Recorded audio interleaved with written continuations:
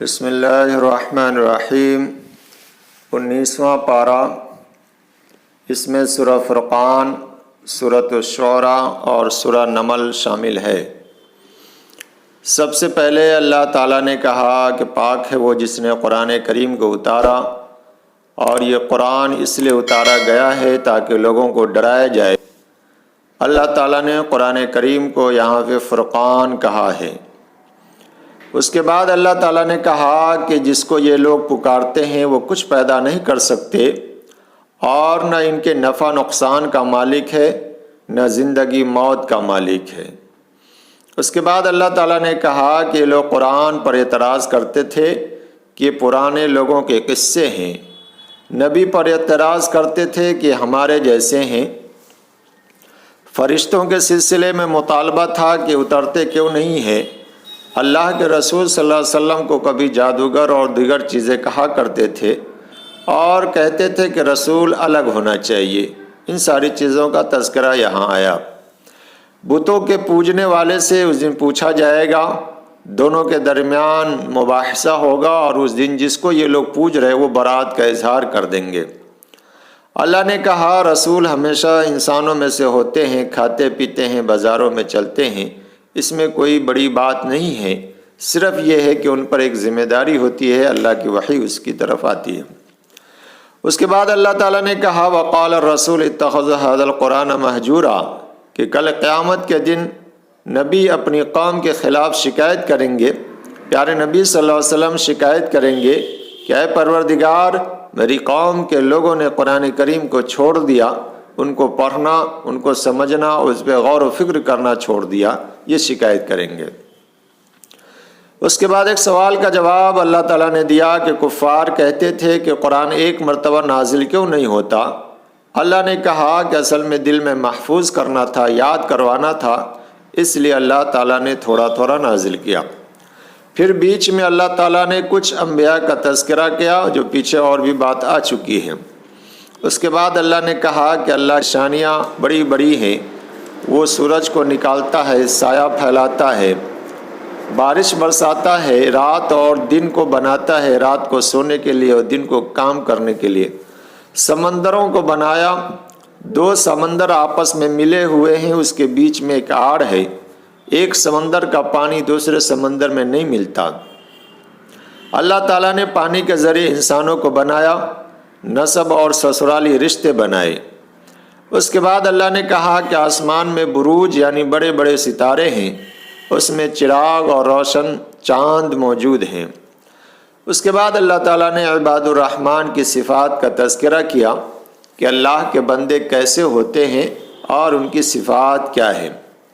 Number 1، زمین میں نرمی سے چلتے ہیں۔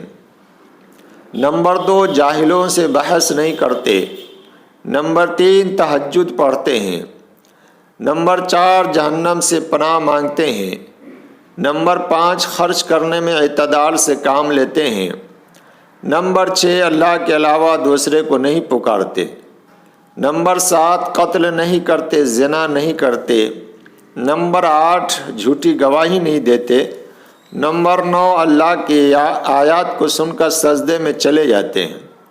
نمبر 10، اپنے بچے اور بیوی کے لیے ہدایت کی دعا مانگتے ہیں اور اس کا پیشوا بننے کی ہدایت کی دعا مانگتے ہیں۔ اللہ نے کہا کہ ایسے لوگوں کے لیے جنت الفردوس ہے، ایسے لوگوں کو ایک اعلیٰ مقام دیا جائے گا، اس لیے ہمیں بھی ایسا بننے کی کوشش کرنی چاہیے۔ سورۃ الشعراء کا آغاز ہوتا ہے۔ اس کے شروع میں اللہ نے کہا یہ کتاب مبین ہے، شاید آپ اس کے غم میں اپنے آپ کو ہلاک نہ کر ڈالیں۔ مطلب یہ ہے کہ قرآن اس لیے اتارا گیا ہے کہ آپ لوگوں کی تذکیر کریں، لوگوں کو ڈرائیں، نہ یہ کہ اس غم میں کہ وہ لوگ ایمان نہیں لاتے اپنے آپ کو ہلاک کر لیں۔ اس سے اللہ کے رسول صلی اللہ علیہ وسلم کو منع کیا گیا۔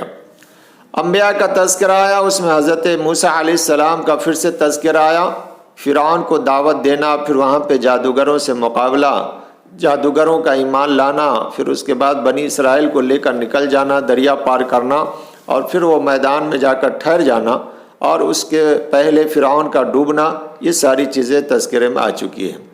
حضرت ابراہیم علیہ السلام کا بھی تذکرہ آیا، جو انہوں نے اپنے والد سے کہا کہ تم کو میں یا تمہاری قوم کو گمراہی میں دیکھ رہا ہوں۔ پھر وہ قوم جب نہیں مانی تو وہاں سے نکل گئے، اور اللہ تعالیٰ نے ان کو ہدایت دی، مشقت برداشت کی، اور اس کے نتیجے میں اللہ تعالیٰ نے اولاد سے نوازا۔ نوح علیہ السلام، ہود علیہ السلام، سمود علیہ السلام، لوط علیہ السلام اور قوم شعیب وغیرہ کا بھی تذکرہ پیچھے آ چکا ہے۔ قرآن کے بارے میں اللہ نے کہا یہ قرآن اللہ کا نازل کیا ہوا ہے، عربی زبان میں ہے تاکہ لوگوں کو ڈرائیں۔ اپنے قریبی رشتہ دار کو ڈرائیے، اور آپ صلی اللہ علیہ وسلم سے کہا گیا کہ اپنے قریب رہنے والوں کے لیے نرم رہیے، سخت مت بنیے۔ الشعراء یتبعہم الغاوون، اخیر میں اللہ نے کہا کہ شعراء غلط راستے پر ہوتے ہیں اور الگ الگ وادیوں میں بھٹکتے رہتے، کچھ بھی بولتے رہتے ہیں، اس لیے شعر اگر اچھا ہو تو ٹھیک ہے، نہیں ورنہ یہ بھٹکنے والے لوگ ہیں۔ اخیر میں اللہ نے کہا داعی کا کام صرف ڈرانا ہے، اپنے آپ کو ہلاک کرنا نہیں ہے، ان چیزوں پر غور کرنا چاہیے۔ سورہ نمل کا آغاز ہوتا ہے، اس کے شروع میں اللہ تعالیٰ نے کہا کہ قرآن ہدایت ہے اور خوشخبری ہے اس ایمان والے کے لیے جو نماز پڑھتے ہیں، زکوٰۃ دیتے ہیں اور آخرت پر ایمان رکھتے ہیں۔ پھر حضرت موسیٰ علیہ السلام کا ہلکا تذکرہ آیا، اور اس کے بعد حضرت سلیمان علیہ السلام کا تذکرہ اس میں بیان کیا گیا تفصیلاً۔ حضرت سلیمان علیہ السلام حضرت داؤد علیہ السلام کے چھوٹے بیٹے تھے۔ سلیمان علیہ السلام کو اللہ تعالیٰ نے بڑی حکومت عطا کی تھی، اور ایسی حکومت دی تھی جو آج تک کسی کو نہیں ملی۔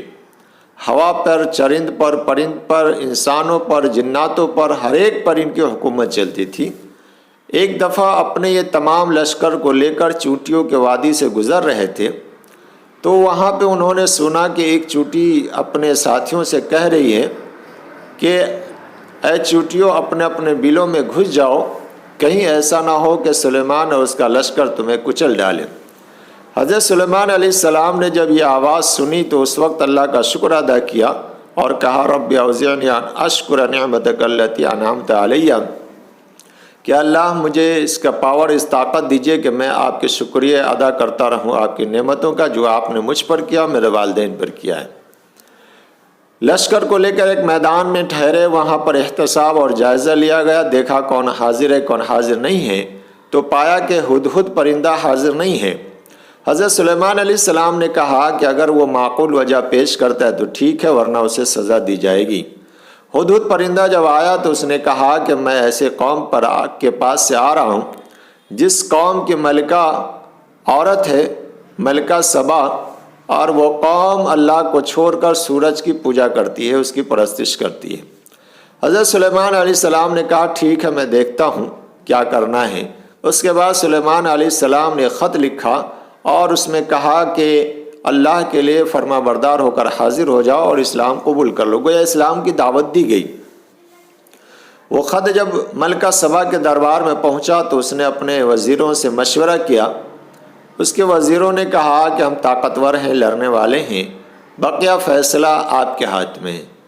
ملکہ سبا نے کہا کہ ان کو ہدیہ بھیج کر دیکھتے ہیں، اگر وہ ہدیہ قبول کر لیں تو سمجھنا چاہیے کہ یہ لالچی آدمی ہیں۔ ہدیہ بھیجا گیا، بڑا قیمتی تحفہ۔ حضرت سلیمان علیہ السلام نے ہدیہ دیکھ کر کہا کہ تم نے جو ہدیہ دیا ہے اس سے بڑھ کر اللہ تعالیٰ نے مجھے دے دیا ہے، تم یہاں سے لے کر چلے جاؤ، اس کی مجھے ضرورت نہیں ہے۔ جب ہدیہ واپس آ گیا تو ملکہ سبا خود حضرت سلیمان علیہ السلام سے ملنے کے لیے نکل پڑی۔ ادھر حضرت سلیمان علیہ السلام نے اپنے درباریوں سے کہا کہ کون ہے جو ملکہ سبا کا تخت میرے دربار میں لا کر حاضر کر دے۔ ایک قوی ہیکل جن، اس نے کہا میں پلک چھپکنے سے پہلے آپ کے پاس لا کر رکھ دوں گا۔ اس نے ملکہ سبا کا تخت لا کر رکھ دیا۔ جب ملکہ سبا وہاں پہنچی تو تخت کو دیکھا۔ حضرت سلیمان علیہ السلام نے کہا یہ تمہارا ہے؟ تو ملکہ سبا چوکنا ہو گئے اور کہہ رہا لگ تو رہا ہے کہ یہ میرا ہی ہے، لیکن اسے یقین نہیں آ رہا تھا کہ اتنی جلدی کون لا کر رکھ دے گا۔ بہرکیف اس کے بعد حضرت سلیمان علیہ السلام نے کہا کہ محل میں داخل ہو جائیں، اور جب محل میں داخل ہونے لگے تو اس نے اپنا پائتا یا پائجامہ اٹھایا۔ حضرت سلیمان علیہ السلام نے کہا یہ پانی نہیں ہے، یہ کانچ کا ٹکڑا ہے، اس طرح بنایا گیا ہے۔ اس وقت اس نے افسوس کیا کہ ہائے افسوس، میری سمجھ اتنی بھی نہیں، میں سمجھ نہیں پایا کہ یہ پانی ہے یا کانچ کا ٹکڑا ہے۔ اس کو اپنی غلطی کا احساس ہوا، کمزوری کا احساس ہوا، اور اس وقت اس نے کہا کہ میں اللہ کی اطاعت قبول کرتی ہوں، میں ایمان لاتی ہوں۔ تو اس طریقے سے حضرت سلیمان علیہ السلام کی دعوت سے ملکہ سبا نے ایمان قبول کر لیا۔ حضرت سلیمان علیہ السلام کی وفات اس طرح ہوئی کہ وہ کام کروا رہے تھے، ایک لاٹھی پہ ٹیک لگائے ہوئے تھے، اور اس لاٹھی کو جب گھن نے کھا لیا، گر پڑے، تب جنوں کو پتہ چلا کہ یہ تو بہت پہلے مر چکے تھے، اس سے پہلے ان کو بھی خبر نہیں لگی۔ حضرت سلیمان علیہ السلام کے واقعے سے چند باتیں معلوم ہوتی ہیں۔ ایک تو یہ ہے کہ بچوں کا مستقبل بنانے کے لیے شروع سے خصوصی توجہ دینی چاہیے۔ ان کی والدہ حضرت سلیمان علیہ السلام کی والدہ کہا کرتی تھی، بیٹا رات بھر نہ سویا کرو، اس لیے کہ جو رات بھر سوتا ہے اس کی نیکیاں کم ہونے کا ڈر ہے۔ دوسری بات یہاں سے یہ معلوم ہوتی ہے کہ جب بھی اللہ کی کوئی نعمت حاصل ہو تو اس کا شکریہ ادا کرنا چاہیے، جیسا سلیمان علیہ السلام نے کیا۔ تیسری بات معلوم ہوتی ہے کہ حکمران کی ذمہ داری ہے کہ اپنے ماتحت پر نظر رکھے، جیسے انہوں نے نظر رکھی۔ اور چوتھی بات یہ ہے کہ اسلامی حکومت کے فرائض میں سے ہے کہ جو لوگ دین سے دور ہیں ان کو دین کی دعوت دے اور حق کی طرف بلائے۔ اللہ تعالی ہم تمام لوگوں کو عمل کی توفیق عطا فرمائے۔